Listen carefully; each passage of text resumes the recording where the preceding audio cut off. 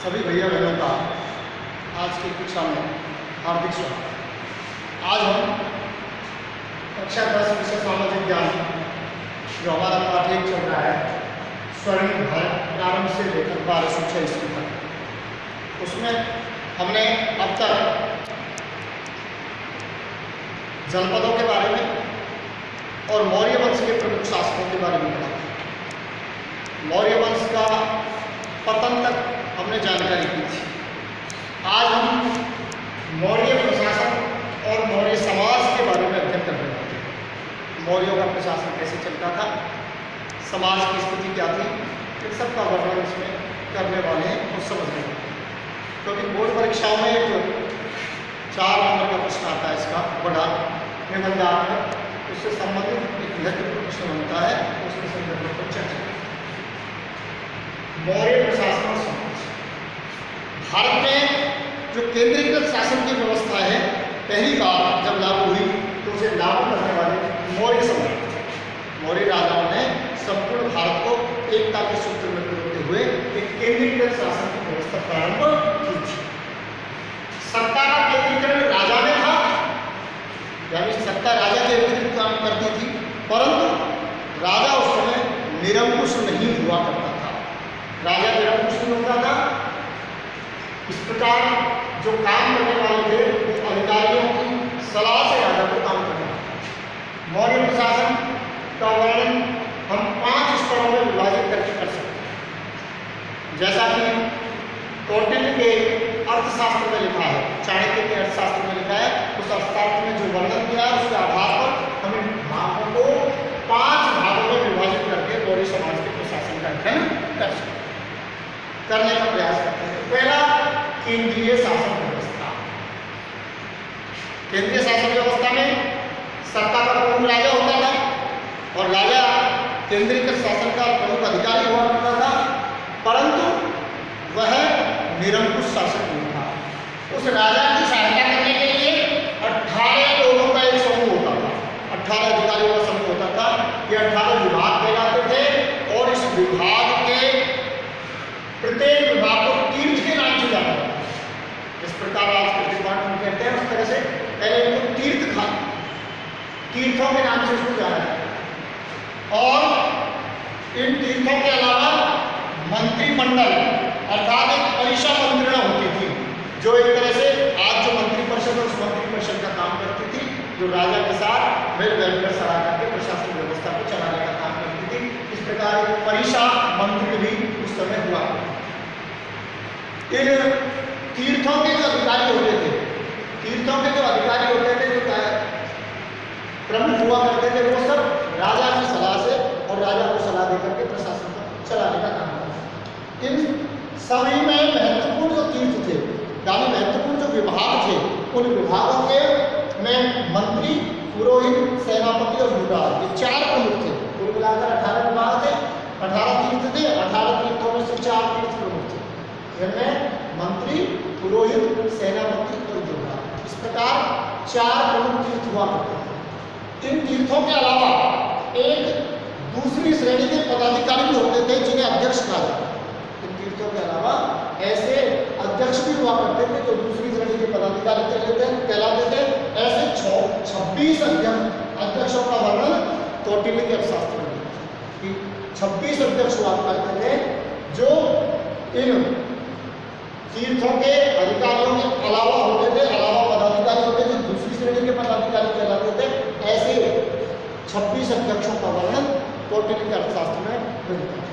तो इस प्रकार केंद्रीकृत शासन व्यवस्था। दूसरी, प्रांतीय शासन व्यवस्था। दूसरा भाग हम करते हैं प्रांतीय शासन व्यवस्था। सम्राट अशोक के समय शासन को 5 प्रांतों में बांट दिया था। 5 प्रांत बना रखे थे। उन 5 प्रांतों में साम्राज्य के 5 हिस्से करके उनको 5 प्रांतों में विभक्त किया। और ऐसे 5 प्रांतों में पहला था उत्तरापथ, जिसकी राजधानी थी तक्षशिला। दूसरा था अवंती राष्ट्र, दूसरा प्रांत था अवंती राष्ट्र और अवंती राष्ट्र की राजधानी थी उज्जयिनी। तीसरा प्रांत था कलिंग प्रांत, कलिंग की राजधानी थी तोसली। दक्षिणापथ स्वर्णगिरी, जिसकी राजधानी थी, दक्षिणापथ था जिसकी राजधानी स्वर्णगिरी। और 5वां था मध्य देश, जिसकी इसकी राजधानी पाटलिपुत्र। इस प्रकार 5 प्रांतों में शासन को विभाजित कर रखा था। सम्राट अशोक ने शासन को चलाने की दृष्टि से, सुविधा की दृष्टि से 5 प्रांत इसके बना रखे थे। ऐसा वर्णन भी अर्थशास्त्र के अनुसार मिलता है। प्रांत का एक प्रमुख जो होता था, उस प्रमुख को राजकुमार या आर्यपुत्र कहा जाता था। हर प्रांत का एक प्रांत प्रमुख होता था, और वह प्रांत प्रमुख या तो राजकुमार के नाम से या उसको आर्यपुत्र के नाम से भी उस समय संबोधित करते थे। राजकुमार या आर्यपुत्र कहलाते। प्रत्येक प्रांत को आहारों में और विषयों में बांटा। आहार या विषय का मतलब जिले, आजकल जैसे जिले हैं ऐसे आहार और विषयों में प्रत्येक प्रांत को बांटा। इन विषयों का अधिकारी यानी जिले का जो अधिकारी होता है, आजकल जिला कलेक्टर होता है, उस समय जिले का जो अधिकारी होता था, विषय का जो अधिकारी होता था, उसको विषयपति जो विषयपति के नाम से जाना जाता था। और वो जिले की देखरेख का काम करता था। प्रांत और आहारों का प्रमुख अधिकारी हुआ। इसके अलावा जिले का जो अधिकारी होता था वो स्थानिक कहलाता था, जो समाहर्ता के अधीन काम करता था। समाहर्ता होता था, उसके अधीन काम करता था। प्रशासन की सबसे छोटी इकाई थी गांव, और गांव का जो मुखिया होता था, गांव का जो मुखिया होता था वो कहलाता था गोप। गोप यानी 10 गांव का मुखिया, 10 गांव का एक मुखिया होता था जो गोप कहलाता था। कि प्रशासन की सबसे छोटी इकाई थी गोप। समाहर्ता के अधीन एक प्रदेशत्री नाम का अधिकारी हुआ करता था। प्रदेशत्री यह अधिकारी होता था। यह अधिकारी स्थानीय, गोप और ग्राम अधिकारी इन सब की जांच का काम करता था। ये अधिकारी सही ढंग से काम कर रहे नहीं कर रहे, प्रशासन की जो व्यवस्था है वो सही चल रही नहीं चल रही है, ये सब ये प्रदेशत्री नाम का अधिकारी करता था। और ये प्रदेशत्री समाहर्ता के अधीन काम करता था। समाहर्ता एक प्रमुख तीर्थ था, उसका जो प्रमुख होता था उसके नीचे प्रदेशत्री इन सब की देखरेख का काम करता था, जांच का काम किया था। इसके अलावा नगर प्रशासन, तीसरी बात आती है नगर का प्रशासन। नगर का शासन प्रबंध करने के लिए 30 सदस्यों की एक कमेटी का गठन किया हुआ था। 30 सदस्यों की कमेटी बनी हुई थी। 30 सदस्यों का एक मंडल होता था, और ये मंडल 6 समितियों में विभाजित किया हुआ। 6 समितियां बनी हुई थी, और ये 6 समितियां, जिसमें प्रत्येक समिति में 5-5 सदस्य होते थे। नगर की सारी शासन व्यवस्था, पानी, बिजली, जितनी भी व्यवस्थाएं नगर से संबंधित है, प्रशासन से संबंधित व्यवस्थाएं, उन व्यवस्थाओं का शासन प्रबंध देखने की जिम्मेदारी इन 30 सदस्यों के मंडल पर होती थी। और हर मंडल का में 5-5 सदस्य होते थे। ऐसी 6 समितियां बनी हुई थी जो विभिन्न प्रकार के नगर के प्रशासन को देखने का काम करती थी। ठीक है। मौर्य प्रशासन और साम्राज्य, समाज की स्थिति। चौथे नंबर पर आता है सैन्य व्यवस्था। अलग से सैन्य विभाग था जो 5-5 सदस्यों की 6 समितियों में बटा था। यानी मौर्य प्रशासन में सेना की व्यवस्था जो थी उसके लिए अलग से सैन्य विभाग बना हुआ था, और सैन्य विभाग में 5-5 सदस्यों की 6 समितियां बटी हुई थी। और ये 6 समितियां मिलकर जल सेना, रसद, पैदल सेना, अश्वारोही सेना, रथ सेना और हाथी सेना, इनका प्रबंध और व्यवस्था देखती थी। यानी जो 6 समितियां थी, ये 6 समितियां सब प्रकार की सेना, चाहे जल सेना हो, चाहे रथ सेना हो, चाहे पैदल सेना हो, उन सब सेनाओं का प्रबंध व्यवस्था को देखती थी। सैनिक प्रबंध की देखरेख करने के लिए, सैनिकों का प्रबंध कैसा था, व्यवस्था कैसी थी, इनकी देखरेख करने के लिए एक अधिकारी हुआ करता था, और उस अधिकारी का नाम अंतपाल कहलाता था। वो अधिकारी का पद था अंतपाल, और अंतपाल का काम सैनिक व्यवस्था और प्रबंध को देखना, इन 6 समितियों पर निगरानी रखना। 6 समितियों के हिसाब से 6 समितियों के द्वारा जो किए गए कार्य थे, उन कार्यों पर नजर रखने का काम अंतपाल। फिर इसके बाद आती है न्याय व्यवस्था। सम्राट जो होता था वही न्याय का सबसे सर्वाधिकारी होता था। सबसे बड़ा न्यायाधीश मौर्य काल में सम्राट हुआ करता था, वही न्याय का सबसे बड़ा अधिकारी। इसके अलावा निचले स्तर पर ग्राम न्यायालय, इसके ऊपर संग्रहण, द्रोणमुख, स्थानीय और जनपद स्तर के न्यायालय भी हुआ करते थे। सबसे ऊपर पाटलिपुत्र का जो केंद्रीय न्यायालय था वो सबसे ऊपर था। तो इस प्रकार की न्याय व्यवस्था उस जमाने में चला। न्यायालय 2 प्रकार के हुआ करते थे।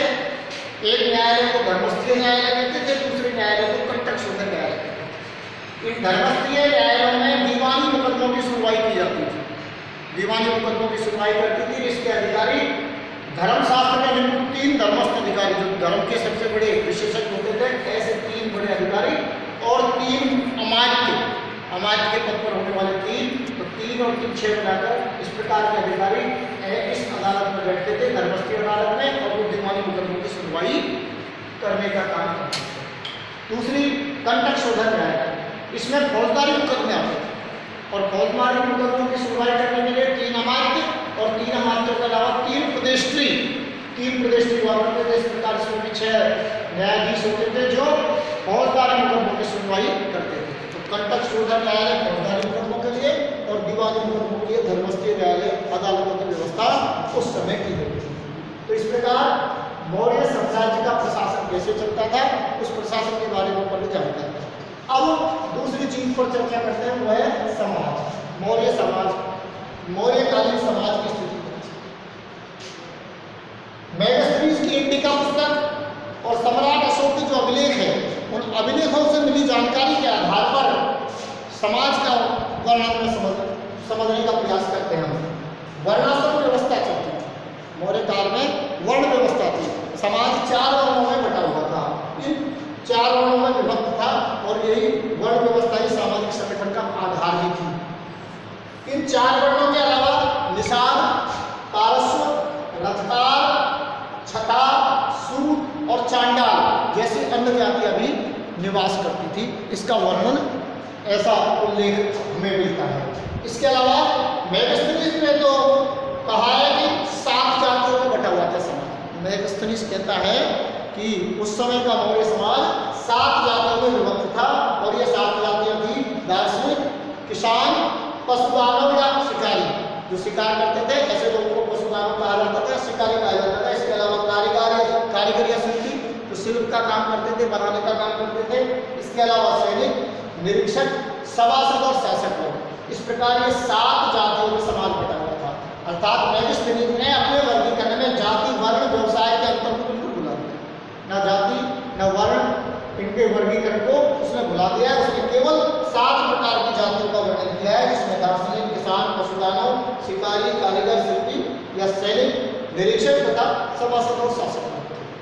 इसके अलावा इस मौर्य काल में स्त्रियों की दशा ज़्यादा अच्छी नहीं थी, उन्नत नहीं थी। स्त्रियों की दशा कोई ज़्यादा अच्छी नहीं थी, परंतु जो स्मृति काल की अपेक्षा, जो पहले का समय का स्मृति काल था, उस स्मृति काल से तो अच्छी थी। उसके बजाय मौर्य काल में स्त्रियों की दशा अच्छी थी, परंतु इसको उन्नत नहीं माना जा सकता। स्त्रियों को कुछ अधिकार प्राप्त थे, वो पुनर्विवाह कर सकती थी या नियोग करने की अनुमति थी, छोड़ने की अनुमति, ये भी उनको प्राप्त थी।